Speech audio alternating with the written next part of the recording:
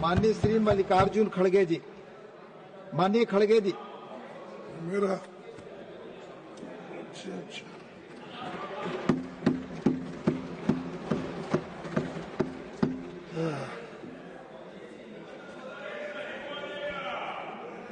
Yes.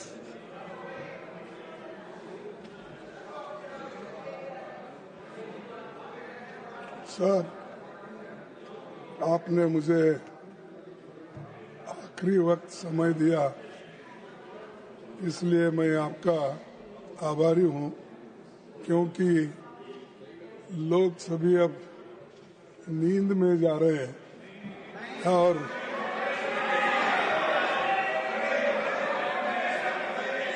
आपको सुनने के लिए उत्सुक हैं लोग।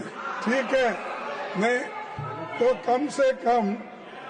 कम से कम मोदी जी उनको बोले हैं तुम जागते रहो, तो जब हम बात करते हैं तुम जागते रहो, ठीक है।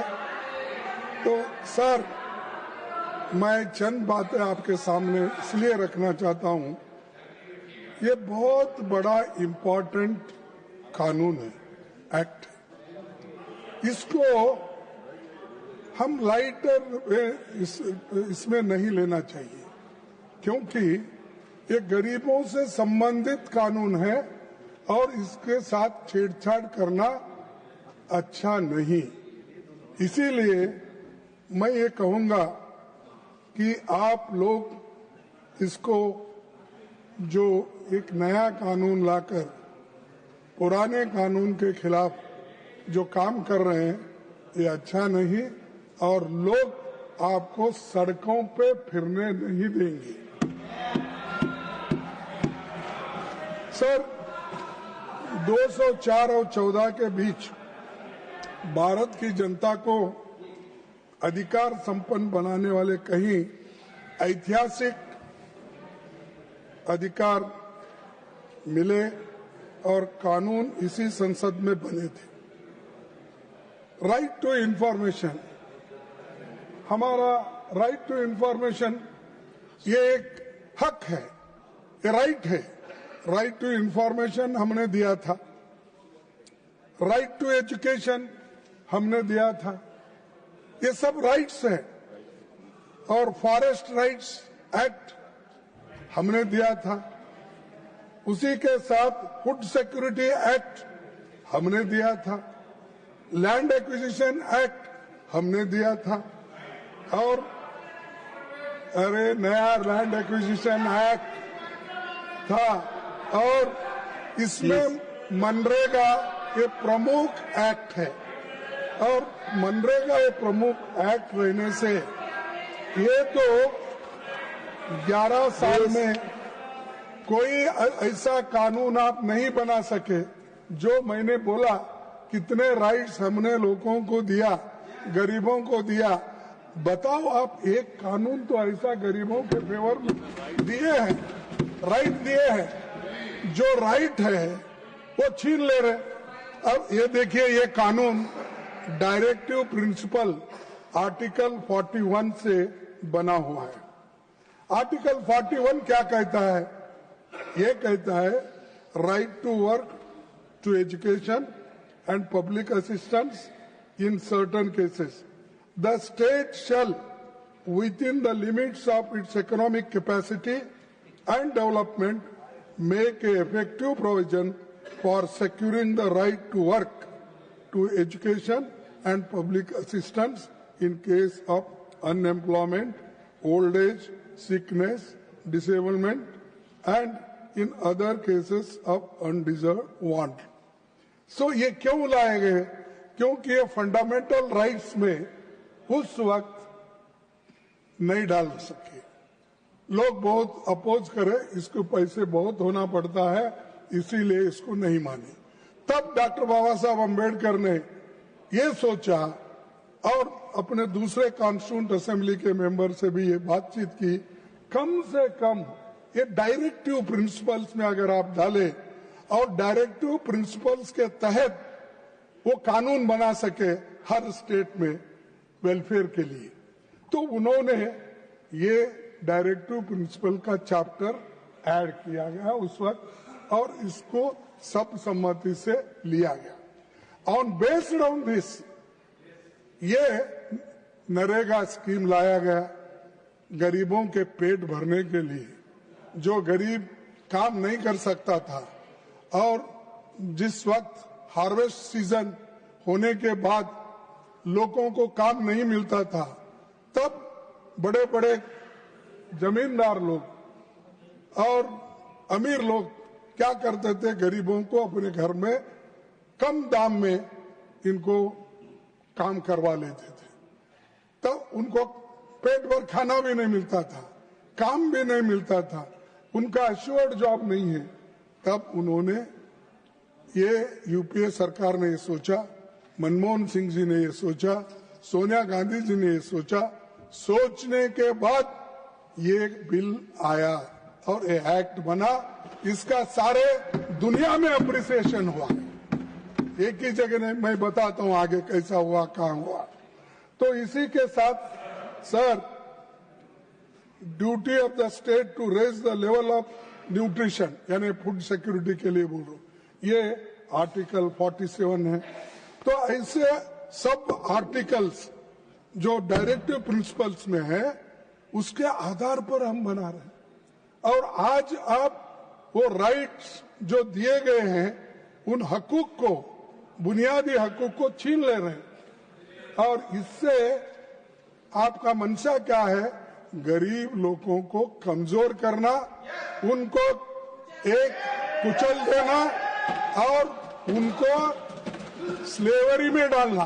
जैसा वो हजारों सालों से एक गुलामी में थे, उसी तरीके से फिर से उनको गुलामी में डालने का काम इससे हो रहा है।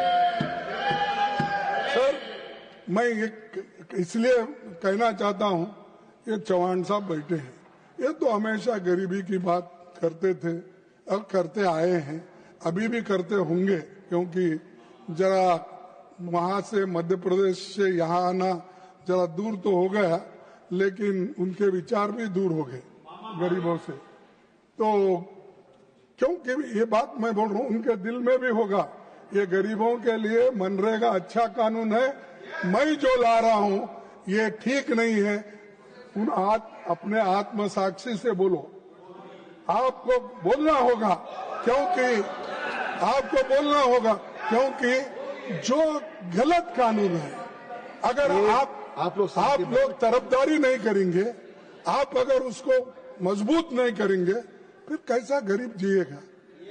तो मैं आपसे निवेदन करूंगा कि इसको और मजबूत करने की कोशिश करो, इसको वीक करने का, कमजोर करने का आपके हाथ से नहीं होना, क्योंकि आप हमेशा कमजोर लोगों की बात करते हैं, महिला की बात करते हो, कौन सा लाडली बहना, कौन से स्त्रियों के, हाँ बोल के, और मामा चाचा क्या क्या के नाम उनको मिले उस वक्त। ये सब क्यों मिले?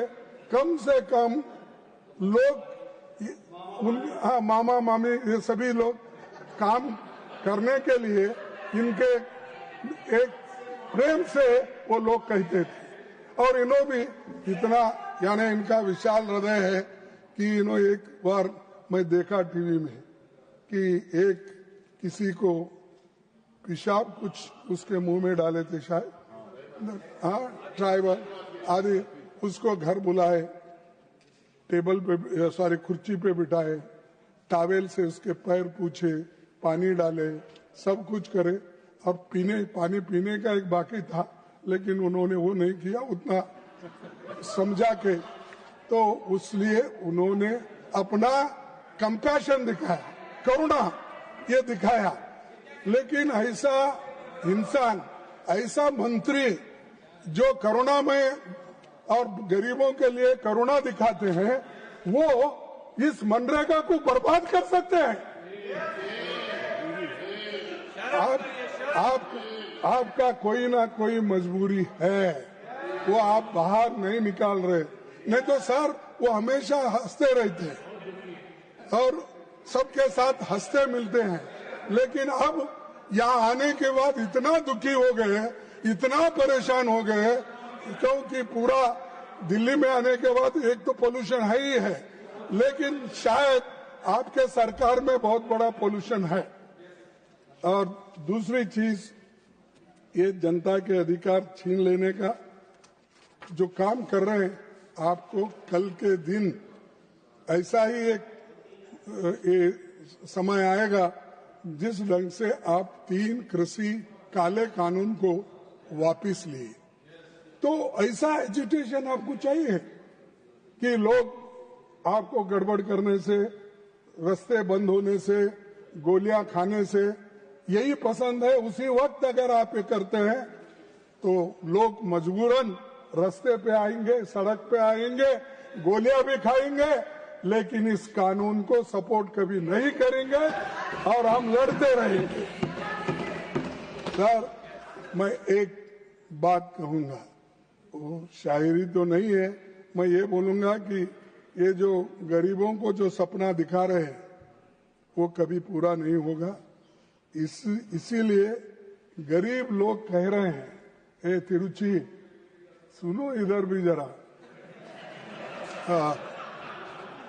बुलंद वायदों की बस्तियां लेकर, बुलंद वादों की बस्तियां लेकर हम क्या करेंगे? बुलंद वादों की बस्तियां लेकर हम क्या करेंगे? हमें हमारी जमीन दे दो, हम आसमां लेकर क्या करेंगे? तो हमको हमारा हक दो, बस है, हमारा राइट्स दे दो। हम इसमें जीते हैं, लोग जी रहे हैं, और आप इस चीज को गुमराह करने की कोशिश करेंगे तो मैं आपको ये एक सुझाव दे रहा हूं कि मनरेगा को पुराने रूप में जारी रखिए और इसको आगे बढ़ाइए, इसको मजबूत करिए, तभी इसको एक विशेष जो स्थान मिलेगा, नहीं तो सभी गरीब लोग बर्बाद हो जाएंगे। सभापति जी, महात्मा गांधी जी का नाम सभी लोग लेते हैं और हम कभी महात्मा गांधी जी के बारे में अगर ज्यादा बोले तो वो लोग तो उठ के अपने पुराने लोगों के, लीडरों के नाम लेते रहते हैं। वो मैं बोलना नहीं चाहता, वो चाहे अच्छे हो, बुरे हो, कुछ भी हो, जेल में गए हो, और आज ये लोग क्या कर रहे हैं? सभापति जी, महात्मा गांधी जी ने कहा था, मैं ऐसे भारत के निर्माण के लिए कोशिश करूंगा जिसमें गरीब से गरीब आदमी भी महसूस करेंगे कि ये देश उनका है, इसमें उनकी आवाज का महत्व होगा। ये महात्मा गांधी जी ने कहा। तो ये गरीबों का आवाज है इसमें, मनरेगा एक्ट में। इसको खत्म मत कीजिए, इसको बर्बाद मत कीजिए, नहीं तो 140 करोड़ में से 50 करोड़ लोग जो इस पे निर्भर है, वो उनका श्राप आपको लगेगा। तो आप तो श्राप नहीं लेना चाहते हैं, इसीलिए बाहर आओ, लड़ो इसके लिए, नहीं तो आपका नाम पूरा, जितना भी आज तक आपने नाम कमाया है, वो पूरा बर्बाद हो जाएगा। तो मैं ये कहना चाहता हूं। तो सर, 27 फरवरी 2015 को अभी हमारे पिछले सारे वक्ताओं ने ये बात किया है, मैं फिर उसको रिपीट करना नहीं चाहता। फिर भी रिकॉर्ड के लिए ये मैं कहना चाहता हूं कि मोदी जी ने कहा था 27 फरवरी 2015 में, क्या कहा था? मेरी राजनीतिक सूझबूझ कहती है कि मनरेगा बंद मत करो। मनरेगा आपकी नाकामियों की जीता जागता स्मारक है। ये किसको बोले? कांग्रेस वालों को बोले। आजादी के 60 साल बाद भी लोगों को गड्ढे खोदने को भेजना पड़ रहा है। इसे मैं बंद नहीं करूंगा, इसे बचाकर रखूंगा ताकि दुनिया को दिखा सकूं कि कांग्रेस ने क्या किया। अरे साहब, नहीं, आपने ये बार बार बोला, एक बार नहीं, अनेक बार बोला और आज वो मनरेगा सही साबित हो गई और मनरेगा ही लाए। इसीलिए मैं पूरे तुम्हारे क्वेश्चन और आंसर्स जितने भी आपने इस सदन में दिए, स्टैंडिंग कमेटी ने, ये पूरे कागज लाया हूँ। अगर मैं सभी चीजें मैं बताऊंगा, खुद एक ही पढ़ के मैं बोलता हूँ आपको, मैं ले ही करता हूँ, लेकिन कम से कम आप ले करने के बाद भी वो लेकर पढ़ते नहीं ना, इसीलिए मुश्किल है। तो sir, government of India has made an assessment of implementation of the Mahatma Gandhi Narega through third-party study in terms of increase in household income, poverty alleviation, etc. by development, monitoring and evaluation of Niti Aayog. Study report has acknowledged the role of Mahatma Gandhi Naregas in providing livelihood security for the rural poor through creation of durable assets, improvement water security, soil conservation and higher land productivity. ये answer 16 तारीख, यही 16 तारीख को 16/12/2025 को आपने दिया। यानी ये अगर ठीक नहीं है तो इसको आप गालियां देते हो और ये स्कीम को आप हमेशा इसको एक अलग नजरिए से देखते हो, तो ये आपने ही आंसर दिया है। इसी सदन में आपने बोले सो मैं बोल रहा हूं, ये पूरे जितने भी 5-6 कागज है मेरे पास, ये सब आपके लोगों ने स्टैंडिंग कमेटी में बोले सो है, आपके लोग प्रश्न का उत्तर देने में बोले सो है और आपके लोग खुद माना है कि ये स्कीम बहुत अच्छा है, इससे असेट क्रिएट किया गया है।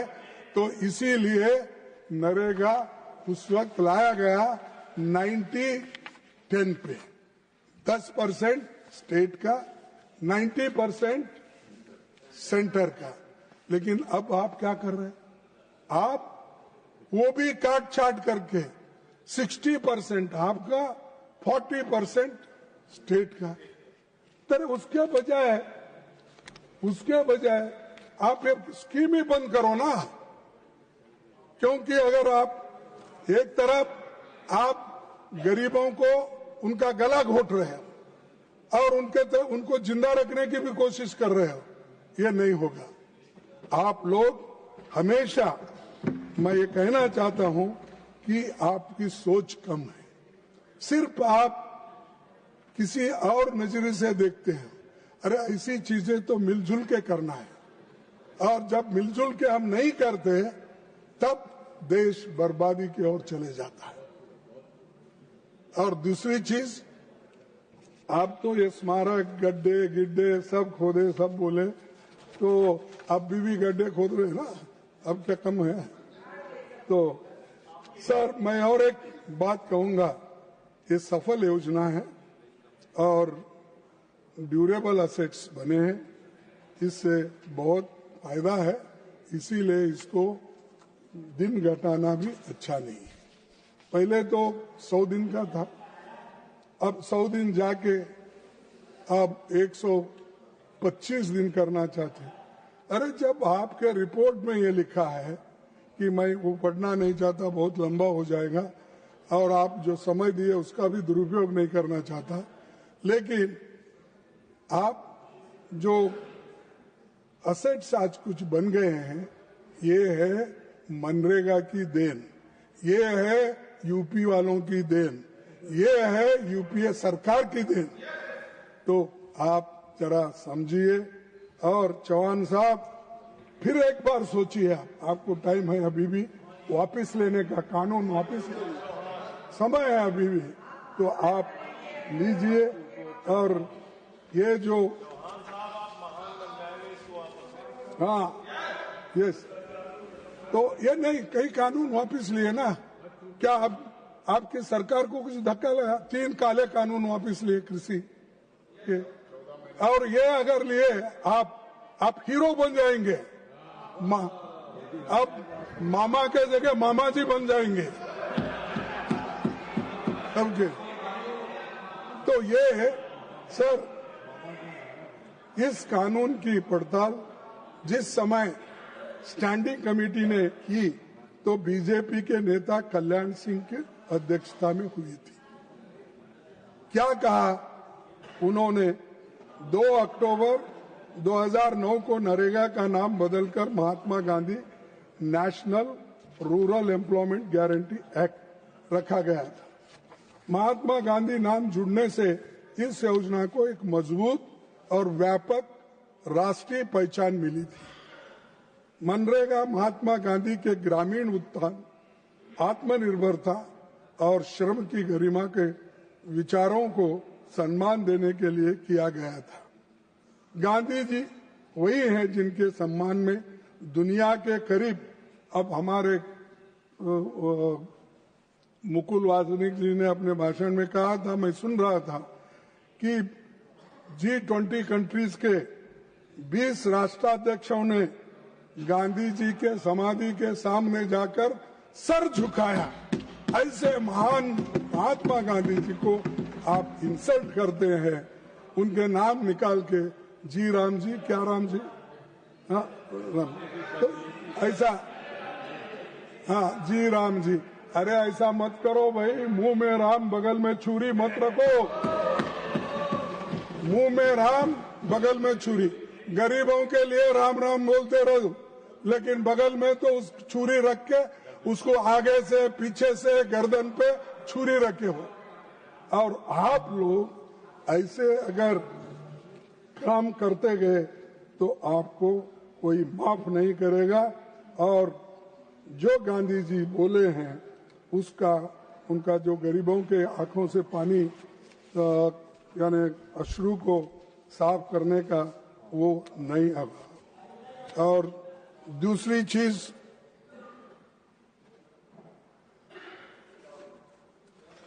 क्या हो आप लोगों में गड़बड़ी हो सर?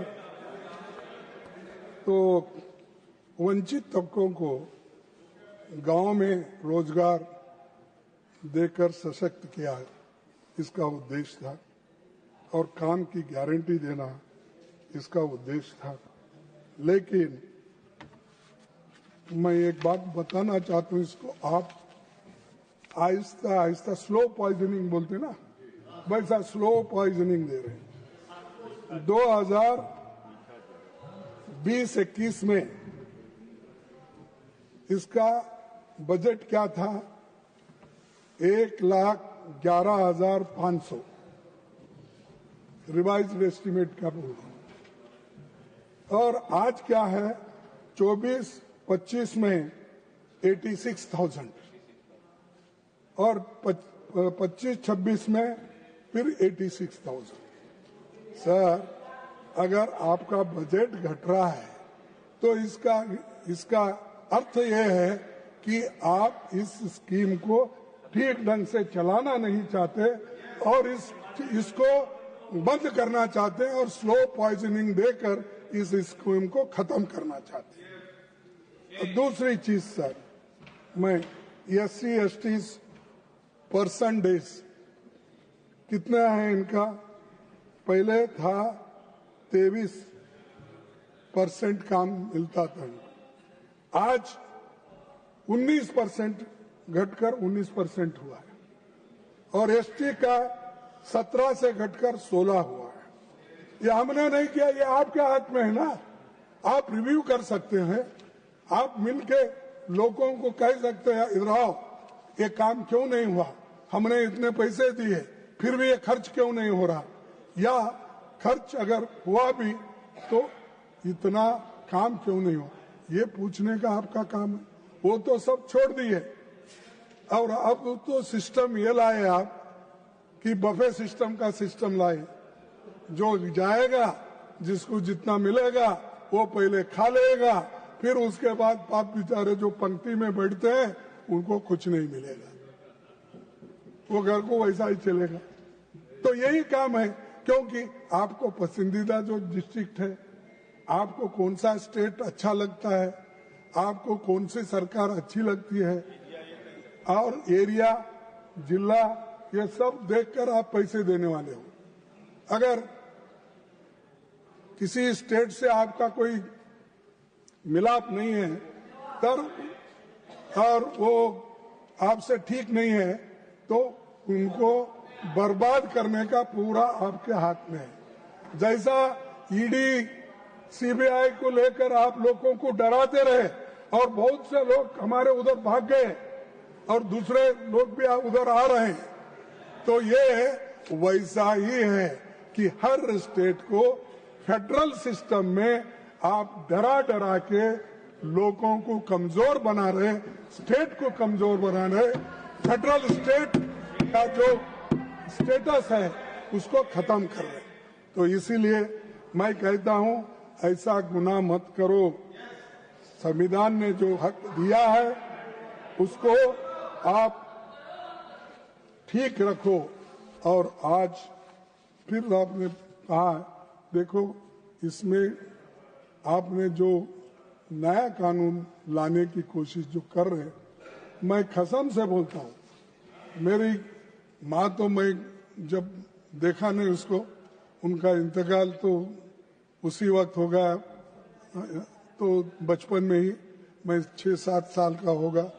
आपको मालूम है शायद उधर आए नहीं, तो वो रजाकार मूवमेंट में गया था।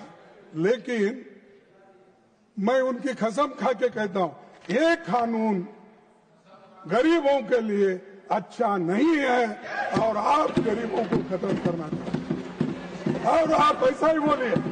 मैं अपने माँ की कसम खा के, भारत माँ की कसम खा के बोलता हूं, ये कानून गरीबों के लिए ठीक नहीं। अगर आप अपने छाती पे हाथ रख के बोलो ये ठीक है गरीबों के लिए, मैं कहूंगा क्या बहादुर लोग हैं भाई, क्या कंपैशन है इनके पास, क्या करुणा है, क्या प्रेम है। तो मैं कहूंगा तो सर ये लोग उन्हीं के जो कमिटीज के रिपोर्ट है वो नहीं मानते। और ये देखिए standing committee of rural development and panchayat Raj 19 report में कहा है, क्या कहा है, अनेक्सर 3 मैं रखूंगा आपके पास। यह योजना ग्रामीण क्षेत्रों में रहने वाले गरीबों और समाज के वंचित वर्ग के लोगों के लिए रोजगार सुनिश्चित करती है। लिहाजा ये जरूरी है कि योजना के प्रभावी क्रियान्वयन, इफेक्टिव इम्प्लीमेंटेशन के लिए पर्याप्त बजटीय आवंटन किया जाए। ये पंचायत राज कमेटी का, ये स्टैंडिंग कमेटी का रिपोर्ट है। तो इसीलिए आपके रिपोर्ट को भी आप नहीं मान रहे, आपके लोगों को सलाह भी आप नहीं मान रहे। तो मेरा कहना यही है कि एक तो नरेगा के जो भी हमारे वेजेस है उसको बढ़ाना चाहिए और इसको 125 दिन बोले, कम से कम 1 से 25 दिन तो जैसा है वैसा रखिए, लेकिन कानून को हाथ मत लगाइए, उसको निकालने की बात मत करो और इसको विड्रॉ कर लो, बहुत अच्छा रहेगा। और ये तो मैं ये चाहूंगा कि ये स्टैंडिंग कमेटी को आप सेलेक्ट कमेटी को आप रेफर कीजिए, वहाँ पूरे सलाह आ जाएंगे और लोगों को एक मालूम हो जाएगा इसमें कमियां क्या है, कितने दिन। और पहले ये था सब सिर्फ 15 गरीबों को डिमांड ड्राइवन था। ये 15 दिन के अंदर अगर कोई कहता है कि हमारे पास काम नहीं है, प्लीज काम दो बोले तो 15 दिन में, प्लीज कंक्लूड, 15 दिन में उनको काम देने का था। अब 60 दिन हो गया, तो इसीलिए ये 60 दिन जो किए हैं ये तो गरीब को और भी नुकसान है। पूरे अमीर लोग खून चूस लेंगे क्योंकि उनको बार्गेनिंग पावर नहीं रहता लेबर को। तो इसीलिए मैं कहूंगा ये इसका आप ध्यान में रखते हुए इसको आप वापस लेंगे। और एक बात मैं आपसे कहना चाहता हूँ, सरकार लोगों पर कोई सरकार लोगों पर कोई उपकार नहीं कर रही है। बल्कि ये राज्य की कानूनी जिम्मेदारी है जिसे आप राम राम करना चाहते हो, आप बाय बाय करना चाहते हो, Ram Ram. Please conclude Kharge ji, please conclude. क्या साहब, देखिए मैं ये सारी बातें आपके पास रख रहा हूँ, इसलिए रख रहा हूँ कि कम से कम नहीं, देखिए मेरे को कुछ बोलना है, ये आखिरी है, क्योंकि मैं ज्यादा कुछ बोलने नहीं जाता। मैं इंतजार किया हूँ ये 11 बजे तक, 11:30 बजे तक इंतजार इसलिए किया कि इसमें कुछ बदलाव हो जाए, उनको कोई ज्ञान मिले, इसके लिए मैं ये बात कर रहा हूँ। सर, इसको 150 दिन देने की बात थी, वो तो नहीं हुआ। सोनिया गांधी जी ने मैं एक रखा था डिमांड, 150 दिन और 400 रुपए मजदूरी, वो भी आप इसमें शामिल नहीं करें। और दूसरी चीज मैं ये कहना चाहता हूँ, हर रिपोर्ट महेंद्र देव कमेटी का हो, नागेश सिंह का हो, ये सभी रिपोर्ट आप देखे नहीं, सबको आपने नजरअंदाज किया है। Please conclude ji, please. और उसके बाद मनरेगा, एक मैं अपनी तो मैं आपको एक ये बना एक चीज बताना चाहता हूँ sir. Please please please sir, मैं प्लीज कंक्लूड। लेबर मिनिस्टर था, आई एम कंट्रोलिंग। प्लीज तो international Kharge ji please labour organisation का कॉन्फ्रेंसेस जिनेवा में होते थे और G20 कंट्रीज के सभी मिनिस्टर्स वहां पर, प्रधानमंत्री भी आते थे कभी, तो इसलिए मैं एक 7-8 कंट्रीज को गया था, Africa, Turkey, Germany, Japan, Italy, USA, UK, Brazil, China. Please conclude sir, no, ये कंट्रीज में all the time is over, the allotted time is over, already I have given you NREGA more scheme than को, 7.5 minutes extra. NREGA Please scheme को conclude. उन्होंने Please माना conclude. और उसकी प्रशंसा की, ये बात Please बोल रहा हूँ। conclude. Please conclude. अब जो प्रशंसा ये देशों ने की और उसको Please आप खत्म conclude. कर रहे हैं और बोल रहे हैं मुझे कि ये क्या कर रहे हैं। Please. No. अरे ये तो See, your party time is over. Your time is over. Please conclude. No, my time is sir 25 minutes. Please 33.04. अच्छा ठीक है, Please मैं- conclude. एक minute, You take one more minute and conclude, please. Sir 2 minute में, 2-3 minute में खत्म करता हूं। Sir, Nobel laureate Amartya Sen ने कहा था कि MNREGA reaches out to the people and gives them income. It is an enhancer of capability. It enhances their self respect and participation in life and community. ये हमारे नोबल ल्यूरेट्स के वर्ड है और ये जाने माने इकोनॉमिस्ट है।